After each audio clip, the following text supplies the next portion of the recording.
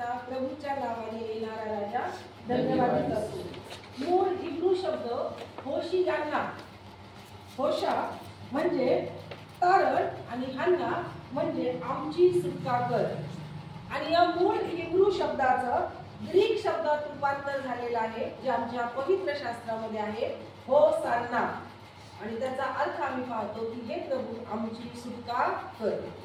त्या काळामध्ये या यहुदी लोकांनी आर्ततेने केलेली ही एक विनंती आहे किंवा ही एक छोटीशी प्रार्थना आहे की हे प्रभू आमची सुटका कर, हे प्रभू आमचे तारण कर.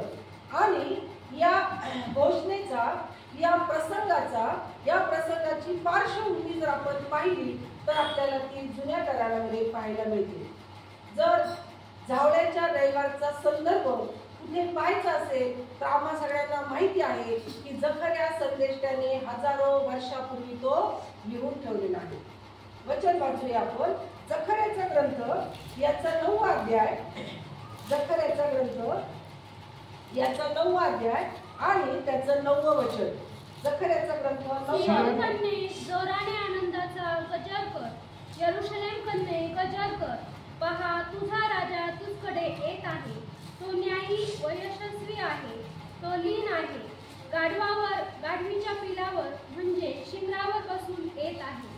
सियोन कन्ये जोराने आनंदाचा गजर कर, यरूशलेम कन्ये गजर कर.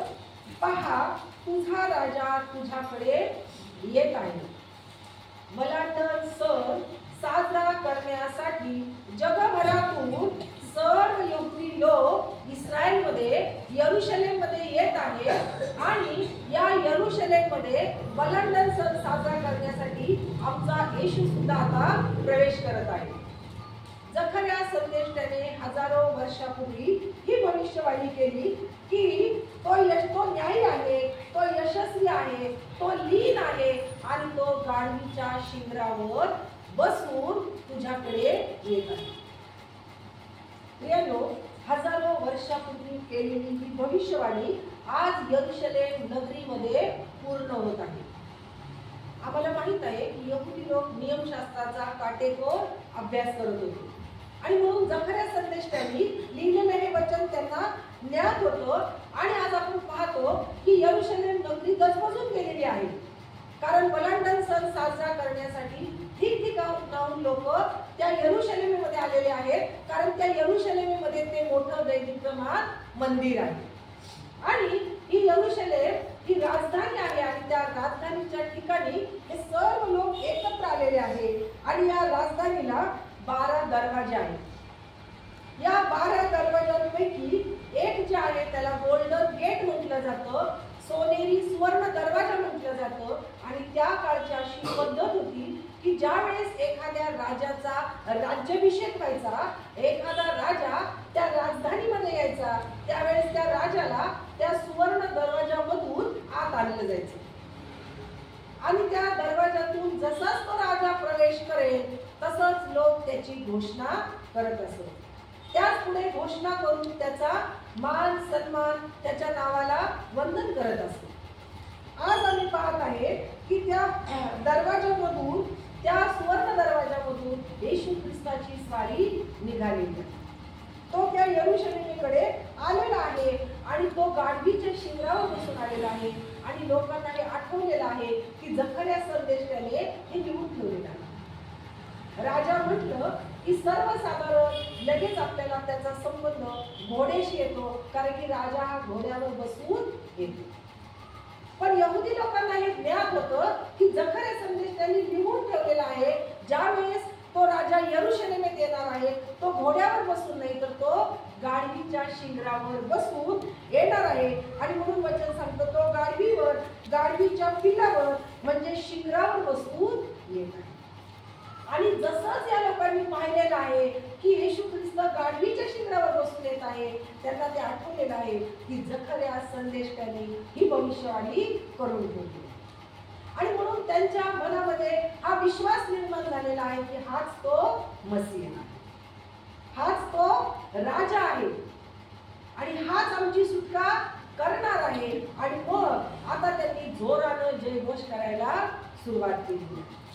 त्या आनंदाने जयघोष करत आहेत, त्या राजांच्या राजाचा जयघोष करून त्याचं ते स्वागत करत आहेत आणि म्हणत आहेत की होसान्ना होसान्ना, प्रभूच्या नावाने येणारा राजा धन्यवाद. कारण त्यांना माहित होतं की तो गाढवीच्या शिखरावर बसलेला आहे, म्हणजे नक्कीच तो परमेश्वराने नियोजित केलेला राजा आहे आणि तो हा येत आहे, तो आमची सुटका करणार आहे. आणि म्हणून त्यांच्या अंतःकरणामध्ये जी आर्त प्रार्थना होती, जी विनंती होती, ती विनंती त्या राजापुढे काय करत आहेत, सादर करत. ते त्या राजाला म्हणत आहेत की आमची सुटका कर, आमचं तारण कर. आणि अशा प्रसंगामध्ये आपण पाहतो की त्यांनी दोन गोष्टी केलेल्या आहेत.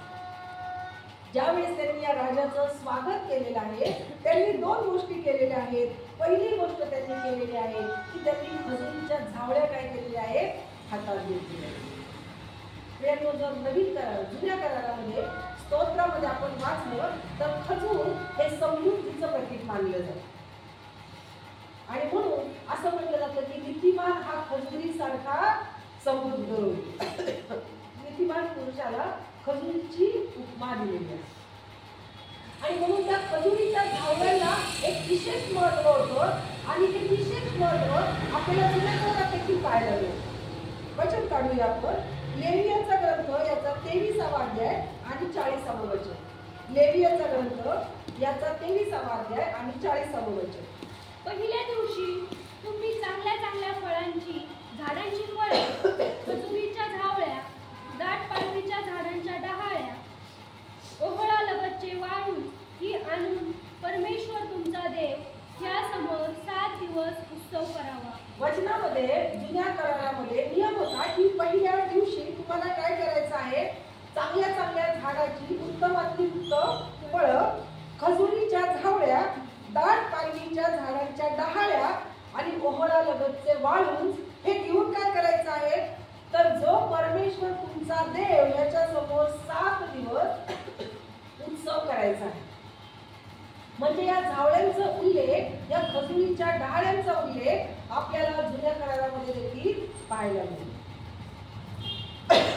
आज या यरूशलेम नगरीमध्ये या यहुदी लोकांनी काय केलेलं आहे, जे ते समृद्धीचं प्रतीक आहे, ज्या खजुरीच्या झावळ्या आहेत त्या तोडलेल्या आहेत आणि या येशू ख्रिस्ताच्या मार्गामध्ये त्यांनी काय केलेलं आहे, टाकलेले आहेत. कारण त्यांनी ओळखलेला आहे हा मसीहा, कारण त्यांनी ओळखलेला आहे हा राजांचा राजा, कारण त्यांनी ओळखलेला आहे की हा आमची सुटका करणारा. आणि म्हणून त्यांनी त्या खजुरीच्या झावळ्या काय केलेल्या आहेत, वाटेमध्ये. दुसरी गोष्ट त्यांनी केलेली आहे, त्यांनी आपली वस्त्र काढलेली आहेत आणि काही त्या शिंगरावर आणि ज्या वाटेनं ते शिंगरू येत होतं त्या वाटेवर देखील पसरलेली आहे. वस्त्र त्यांनी त्या वाटेवर पसरलेली आहे. हा देखील त्यांच्या आदराचा एक भाग होता की राजाचा ते काय करत होते, सन्मान आणि आदर करत होते. वस्त्र राजाच्या मार्गात टाकणे ही देखील परंपरा होती. आणि या वचनाचा संदर्भ आपण पाहूया. दुसरे राजे याचा 9वा अध्याय आणि त्याचं 13वं वचन. दुसरे राजे याचा 9वा अध्याय आणि त्याचं 13वं वचन. हे ऐकून त्यांनी त्वरा करून आपली वस्त्रे उचलून त्याच्या पायाखाली पायऱ्यावर पसरली आणि कर्णा वाजवून येहू राजा झाला असा पुकारा केला. ज्यावेळेस येहू राजाचा राज्याभिषेक झाला त्यावेळेस तत्कालीन लोकांनी काय केलं होतं, तर त्वरा करून त्वरेने घाईघाईने त्यांनी आपली वस्त्र उतरवली आहेत आणि ज्या पायऱ्यांवरून तो राजा उतरणार होता, राज्याभिषेकानंतर हा येहू राजा ज्या पायऱ्यांवरून उतरणार होता त्या पायऱ्यांवर त्यांनी आपली वस्त्र काढून काय केलेली आहे, त्याच्या पायघड्या टाकलेल्या आहेत आणि मग त्यांनी कर्णा वाजवून पुकारा केलेला आहे की राजा आला, येहू राजा झाला असा त्यांनी पुकारा केला. आज यहुदी लोक तीच गोष्ट करत होते. वचन वाचूया. मत्तयाचा 21वा अध्याय आणि त्याचं 7 आणि 8 वचन. मत्तयाचा 21वा अध्याय त्याची 7 आणि 8 वचन.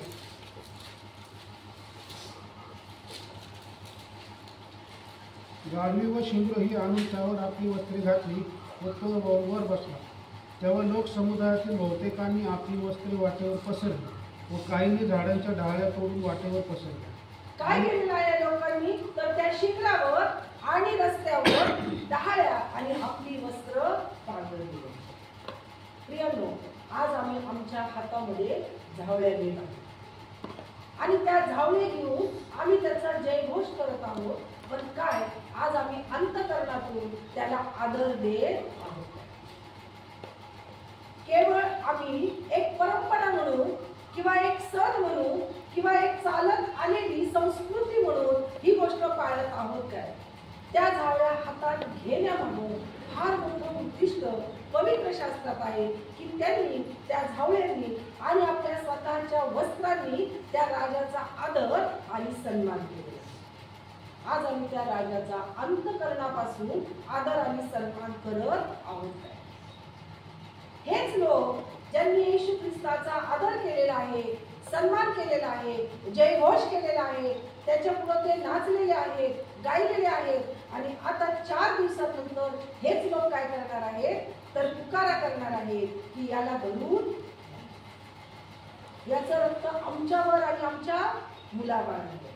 कारण या 4 दिवसात काय झालेलं आहे तर या लोकांना त्याचं राजेपण कळलेलं नाही. राजा म्हणून त्यांनी त्याला स्वीकारलं. तो यरूशलेमेत आला, तो राजा आहे, तो मसीहा आहे हे त्यांनी ओळखलं. पण त्यांना कळून सुद्धा हे त्यांच्या अंतःकरणापर्यंत पोहोचलं नाही की तो कोणत्या प्रकारचा राजा आहे. तो आध्यात्मिक जीवनाचा राजा आहे, तो शांती देणारा राजा आहे हे त्यांना कळलं नाही. त्यांचा गैरसमज होता की हा असा राजा आहे की जो रोमी सत्तेपासून यांचं सुटका करणार. चुकीच्या गैरसमजामुळे, चुकीच्या शिक्षणामुळे, चुकीच्या दृष्टिकोनामुळे यांनी ज्या राजाचा स्वीकार केला त्याच राजाला वधस्तंभावर द्या म्हणून आरोळी ठोकली. आम्ही या गटामध्ये बसतो का? आम्ही येशू ख्रिस्ताचा कोणत्या प्रकारचा राजा म्हणून स्वीकार करतो? येशू ख्रिस्त ज्यावेळेस या लोकांमध्ये शिक्षण देत फिरत होता त्यावेळेस त्यांनी सांगितलं होतं की स्वर्गाचं राज्य जवळ आहे आणि त्या स्वर्गाच्या राज्याचा मी कोण आहे? राजपुत्र. अनेक वेळा येशू ख्रिस्त ज्यावेळेस चमत्कार करत असे त्यावेळेस लोकांना बजावत असे की कुणालाही सांगू नका. तो गुप्त राहत असे. पण ह्या वेळेस मात्र तो यरूशलेमेमध्ये मुक्तपणे स्वतःला प्रदर्शित करत होता, लोकांना दाखवून देत होता की मी राजा आहे. तुम्ही जर गप्प बसलात तर धोंडे ओरडू. कारण की त्याला आता हे प्रदर्शित करायचं होतं की मी तो राजा आहे जो तुम्हाला स्वर्गीय राज्य देण्यासाठी आलेलो आहे. तो स्वतःला प्रदर्शित करत होता आणि आता तो हे देखील सांगत होता की हाच राजा परत येणार आहे. ज्या राजाचा आज तुम्ही यरूशलेमेमध्ये स्वीकार करत आहे तो राजा आता या यरूशलेमेमध्ये मारला जाणार आहे, तो पुरला जाणार आहे, तो पुन्हा उठणार आहे, तो स्वर्गात जाणार आहे आणि तोच राजा तुमच्यासाठी पुन्हा येणार. आम्ही गाणी कायम गातो नाही का, राजा येशू आला, राजा येशू आला. हा आमचा राजा येशू हजारो वर्षापूर्वी त्या यरूशलेमेत आला. पण काय आम्हाला हे माहित आहे का तो पुन्हा येणार आहे. तो राजा आम्हाला घेण्यासाठी पुन्हा येणार आहे. वचन वाचूया. इब्री लोकासपत्र याचं 9 अध्याय आणि त्याचं 28वे वचन. इब्री लोकासपत्र याचा 9 अध्याय आणि त्याचं 28वे वचन. त्या अर्थी ख्रिस्त पुष्कळांची पापे स्वतःवर घेण्यासाठी एकदाच रक्तीला गेला आणि जे त्याची वाट पाहतात त्यांना पापासंबंधात नव्हे तर टाळण्यासाठी तो दुसऱ्यांदा दिसेल. तो दुसऱ्यांदा काय होणार आहे? आपल्याला दिसणार आहे. पण कुणाला दिसणार आहे? जे त्याची वाट पाहत आहे. आज आम्ही त्याची राजा म्हणून वाट पाहत आहोत. जर आम्ही त्याची वाट पाहत आहोत तर वचन इतकं स्पष्ट सांगतं की त्याने आमची पापे स्वतःवर घेऊन काय केलेलं आहे तर स्वतःचं अर्पण केलेलं आहे आणि आता तो पुन्हा येणार आहे आणि तारणासाठी तो आम्हाला काय होणार आहे? पुन्हा दिसणार आहे.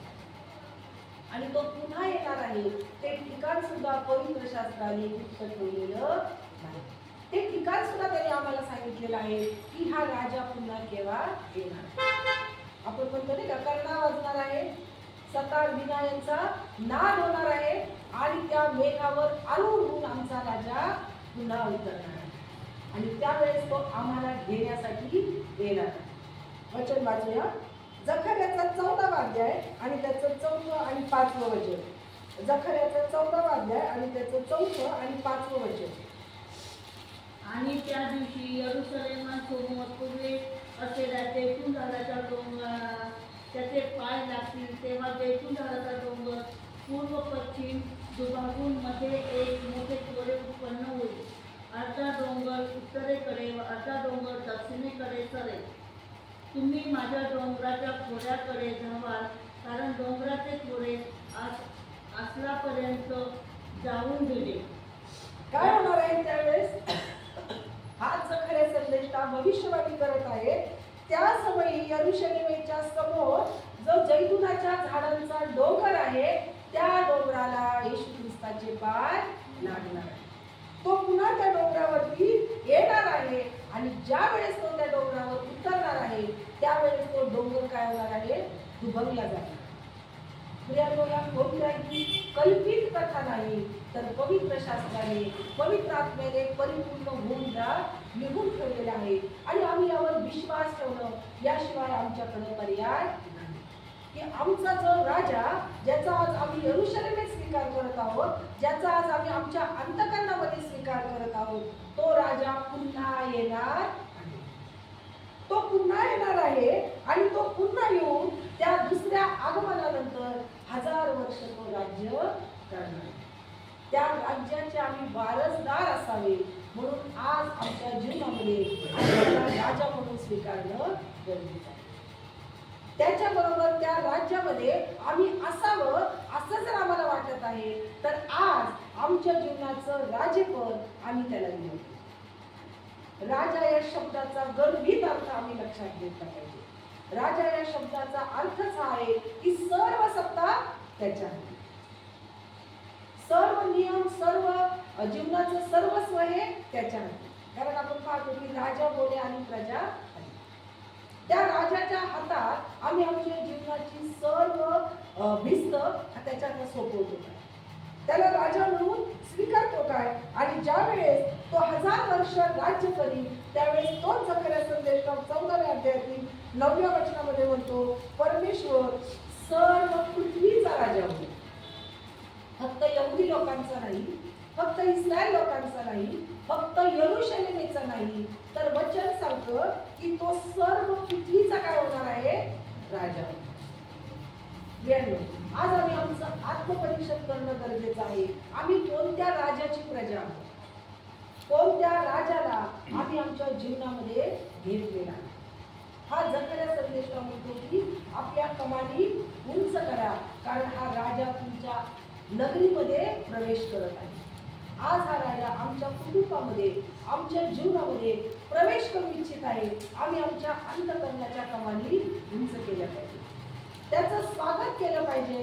कारण यासाठी की आज जर आम्ही त्याला राजा म्हणून स्वीकारतो, आज जर आमचं जीवन आम्ही त्याला समर्पित करतो, आज आम्ही त्याचा आदर करतो, तर ज्या वेळेस तो 1000 वर्षाचं राज्य करण्यासाठी येईल, ज्या वेळेस तो अखिल पृथ्वीचा राजा होईल, त्यावेळेस त्याच्या राज्याचे आम्ही वारसदार असणार, त्याच्या राज्यामध्ये आम्ही असणार. त्यासाठी आज आम्ही त्याचा स्वीकार केलेला आहे. केवळ खजुरीच्या झावळ्या घेऊन त्याचा जय जयकार करून आम्ही झावळ्याचा रविवार साजरा करू नये, तर त्या राजाचं मर्म आम्ही ओळखावं, त्या खजुरीचं मर्म आम्ही ओळखावं, त्या सणाचं महत्व आम्ही ओळखावं आणि त्या सणामध्ये गांभीर्याने आम्ही जावं. ते गांभीर्य आज आमच्यामध्ये आहे. या दिवसांमध्ये आम्ही शेवटच्या आठवड्यात प्रवेश करत आहोत. हा शेवटचा आठवडा आम्हा ख्रिस्ती लोकांसाठी अत्यंत महत्त्वाचा असा आठवडा आहे. कारण या आठवड्यामध्ये आम्ही पाहत आहोत की आज माझ्या येशू ख्रिस्तानं त्या यरूशलेमेमध्ये प्रवेश केलेला आहे. जेव्हा की त्याला माहित होतं की येणाऱ्या दिवसांमध्ये या यरूशलेमेमध्ये माझा वध होणार आहे. तो स्पष्ट म्हटला होता की यरूशलेमे बाहेर संदेश त्याचा वध होणार. हे त्याला ज्ञात होतं की ज्या यरूशलेमेमध्ये मी प्रवेश करत आहे ती यरूशलेम नगरी आज माझा आनंदाने स्वीकार करत आहे, हीच यरूशलेम नगरी मला नाकारणार आहे आणि मला त्या वधस्तंभावर देणार आहे. आणि म्हणूनच ज्यावेळेस त्या यरूशलेमेत त्यांनी प्रवेश केला, आपण वचन वाचतो की त्या यरूशलेमेकडे पाहून त्यांनी काय केलेलं आहे? विलाप केलेला आहे. तो रडलेला आहे, त्याला दुःख झालेलं आहे, कारण तो म्हणतो, हे यरूशलेम नगरी, तुला पंखाखाली घेण्याची कितीतरी वेळा माझी इच्छा होती, पण तुझी इच्छा आज आमचा राजा आमच्या नगरीकडे पाहत आहे, आज आमचा राजा आमच्या कुटुंबाकडे पाहत आहे, आज आमचा राजा आमच्या वैयक्तिक जीवनाकडे पाहत आहे. काय तो विलाप करत आहे काय? आमच्या जीवनाबद्दल तो खेद करत आहे काय? की आमच्या जीवनाबद्दल तो आनंद करत आहे? प्रत्येकाच्या आत्मपरीक्षणाची ही वेळ आहे. माझ्याकडे पाहून माझा राजा संतुष्ट आहे का?